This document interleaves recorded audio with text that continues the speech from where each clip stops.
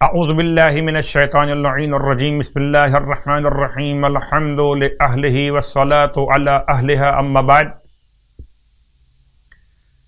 ماہ رجب المرجب کے فضائل اور اعمال کے ثواب کا بیان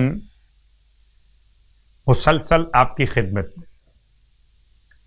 رجب کی ہر رات میں ایک نماز اور آج 11ویں شب کی نماز کا بیان۔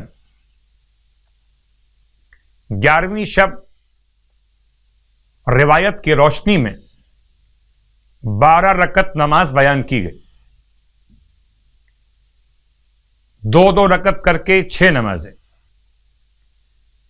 اس کی نیت 1 مرتبہ سورہ الحمد اور 12 مرتبہ آیت الکرسی، 1 مرتبہ سورہ الحمد اور 12 مرتبہ آیت الکرسی۔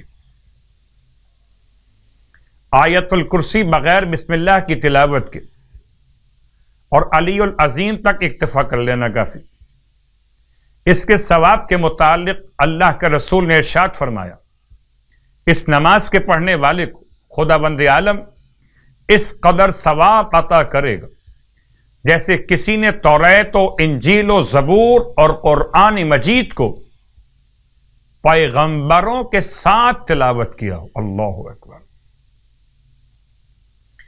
یہ بات یاد دلا دوں کہ نماز مستحب اپنے مقام پر، اور اگر کوئی انسان اپنی نماز قضاء عمری کو انجام دینا چاہے تو کیا کہنا، نور علی نور۔ اور اب روزے کا بیان۔